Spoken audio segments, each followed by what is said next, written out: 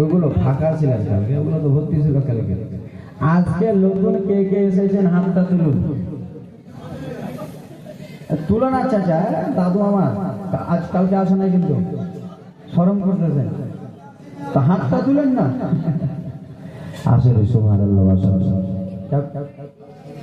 আজকে এসেছে জীবনের সঙ্গী কারবালার জীবনী, মা ফাতেমা ইন্তিকাল হবে, বিশ্বনবী আবার ইন্তিকাল হবে, হাসান হোসেন ইমামে হাসানকে শহীদ করা হবে, তারপরে কারবালার জীবনী খতম করব, কালকে আবার নতুন চালু করব। তো বাপদান আমার বলেছে দুই ছন্দ বাংলা নাচ, যে চাচা আমার কালকে আসেনি ওই চাচাই আবেদন করেছে দুই ছন্দ বাংলা নাচ বলছে। বিশ্বনবীর বেটি, বিশ্বনবীর বেটি জান্নাতি ফাতেমা, জান্নাতি ফাতেমা, বিশ্বনবীর বেটি জান্নাতি ফাতেমা, জান্নাতি ফাতেমা, আল্লাহর ইবাদতে থাকে জান্নাত রাহে। আমাকে দিলেন এটা? সুবহানাল্লাহ, আমাকে বকশিশ দিয়েছে, যা নামটা কাটিয়েছে। আল্লাহর ইবাদতে থাকে জান্নাত রাহে, থাকে জান্নাত রাহে। রোজা রেখে দিন কাটায়, রোজা রেখে দিন কাটায়, রাতে সাজদায় পেশানে, বিশ্বনবীর বেটি জান্নাতি ফাতেমা, জান্নাতি ফাতেমা। জোরে বলুন।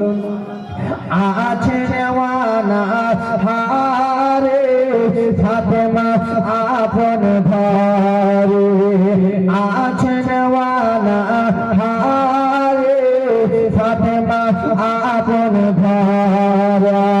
যাকে দেখে লজ্জিত হয়, যাকে দেখে শর্মিন্দা হয়, সূর্য আপনি মা, বিশ্বনবীর বেটি জান্নাতি ফাতেমা, জান্নাতি ফাতেমা। জোরে বলুন।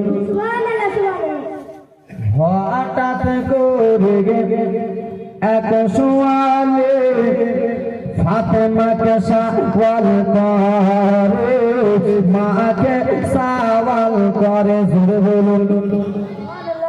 আওয়াজও চলবে, আর একটু দিতে হবে। হঠাৎ করে এক সোয়ালে ফাতেমাকে সওয়াল।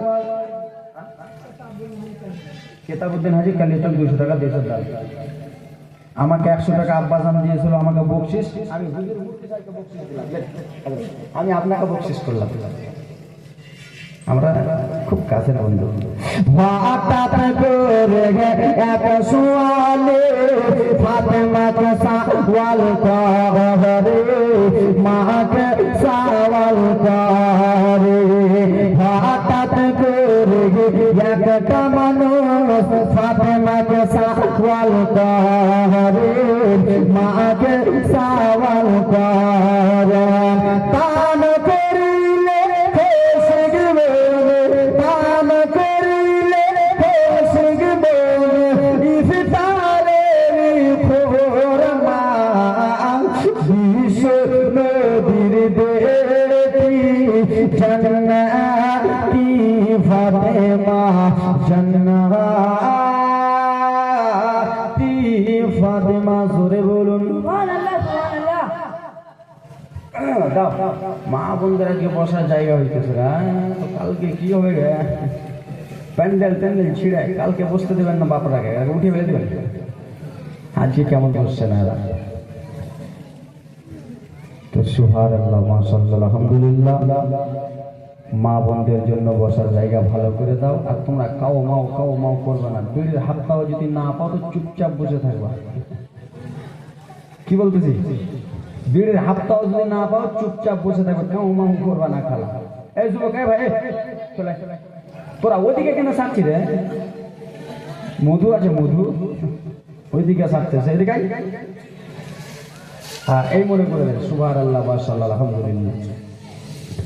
তো আব্বাসান ভাইজান, আমার ব্রাদার মুসলমান যারা কালকে এসেছিলেন, আজমির হোসেন আপনাদের ছেলে, আপনাদের পোতা, আপনাদের বেটা কালকে একটা জীবনী বলেছিল। কালকে কোথায় থেকে শেষ করেছিলাম বলুন তো? জামা, লাল জামা, সবুজ। আর আপনি কেন ওখানে চাচা? আপনি এখানে না বসলে জালসা জমবে না, বসেন এখানে। আপনি বসেন, আসেন। তাহলে তো জমে যাবে, ক্ষীর করে দেবো। সুবহানাল্লাহ মাশাআল্লাহ। কালকে আমি বলেছিলাম দুইটা জাবা দুই ভাইকে দিলেন। সাদা ছিল, আমার নবী মুস্তাফা পানি ছিটা মারলেন, সাদা জামা লাল হলো, সবুজ হলো, ঠিক কিনা? আমার নবী কান্না করতেছিলেন। সেই সময় আব্বাজান মা ফাতেমা বলল, কি কেন কান্না করতেছেন আব্বা? বলে, ফাতেমা গো, এই জন্য আমি কান্না করতেছি, তোমার দুইটা সন্তান দুই জায়গায় শহীদ হবে, একটা বিষ পান করে, দ্বিতীয় কারবালা ময়দানে।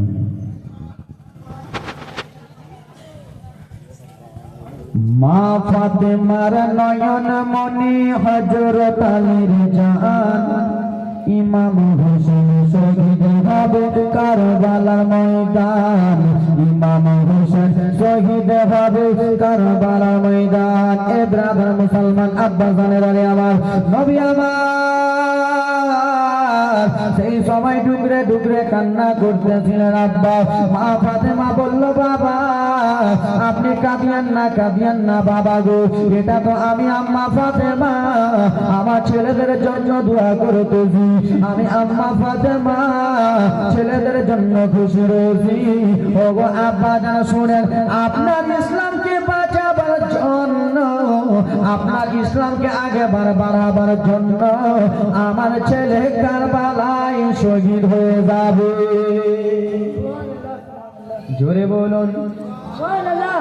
এটা তো খুশির কথা আব্বা, আপনার জন্য আমার ছেলে শহীদ হবে, এটা ভাগ্যের কথা।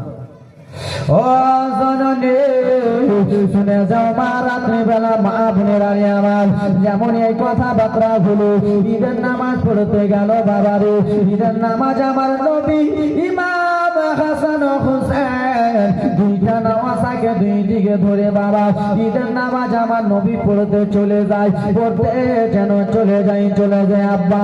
কিছু দূর যেমন গেছে একটা মাসুম বাচ্চা, একটা ছোট্ট বাচ্চা বাবা যেন একটা গাছের তলাতে মা মা মা মা বলে কান্না করে, আব্বা আব্বা বলে কান্না করে। বাবা গো, ঈদের দিনে সবাই নতুন নতুন পোশাক পরে আছে গো, সবাই নতুন নতুন জামা পরে আছে, সবাই নতুন নতুন প্যান্ট পরে আছে। সেই মাসুম বাচ্চাটার গায়ে জামা নাই রে বাবা, বাচ্চাটা ছিঁড়া একটা প্যান্ট পরে রয়েছে। নবী আমার টুক টুক টুক টুক করে গেলেন বাচ্চাটার কাছে যে বলে, ও বাচ্চা বলে তুমি কিসের জন্য কান্না করতেছো? তোমার চোখে কিসের জন্য পানি? তোমার চোখে কিসের জন্য জল? এই সময় বাচ্চাটা কেন্দ্রে বলেছিল, নবী গো, সবাই এই ঈদের দিনে নতুন নতুন পোশাক পরে, আমি কি পড়তে পাবো না? আমারও তো ইচ্ছা করে নতুন পোশাক পরে আমি ঈদের ময়দানে যাব, নতুন পোশাক পরে ঈদের নামাজে আমি একবার দাঁড়াবো। আমার নবী বলে, বাচ্চা তোমার মা কি পৃথিবীর জমিনে বেঁচে নাই, তোমার আব্বা জান কি পৃথিবীর জমিনে নাই। যেমনই বাবা মায়ের কথা বলেছে, ছোট মাসুম বাচ্চাটা বাবা ডুকরে ডুকরে কেঁদে কেঁদে সেই সবাই বলতে লাগলেন, ইয়া রাসূলুল্লাহ নবীজি, আমি যখন কয়েকটা বছরের সন্তান, আমার আম্মা জান ইন্তিকাল করলেন। আম্মা জান ইন্তিকাল করার পরে কিছুদিন পরে আমার আব্বা ইন্তিকাল করলেন। আমার পৃথিবীতে পৃথিবীতে মা জননী বেঁচে নাই, আব্বা জানো বেঁচে নাই। তাই জন্য তো আমি পথে বসে বসে কান্না করি, তাই জন্য তো আমি জায়গাতে বসে কান্না করি। আমার আপনার দয়াল নবী বাচ্চাটাকে কোলে তুললেন বাবা, বাচ্চাটাকে কোলে তুলে নিয়ে চলে গেলেন বাবা, চলে গেলেন নিজের ঘরে। বাড়িতে যে বিবি আয়েশাকে ডাক দিয়ে বলে, আয়েশা ও বিবি আয়েশা একটু এসো এসো, ও বিবি একটু এসো। মা আয়েশা সিদ্দিকা রাদিয়াল্লাহু তাআলা আনহা এলেন। কি হয়েছে ইয়া রাসূলুল্লাহ নবীজি, আপনি আমাকে ডাক দিয়েছে? আপনি তো যাচ্ছিলেন ঈদের ময়দানে নামাজ আদায় করতে, কিসের জন্য আপনি আমাকে ডাক দিয়েছেন? বলে বিবি আয়েশা তাড়াতাড়ি করে তুমি একটু সিমাই বানিয়ে নাও, তুমি একটু লাচ্ছি বানিয়ে নাও রে আয়েশা।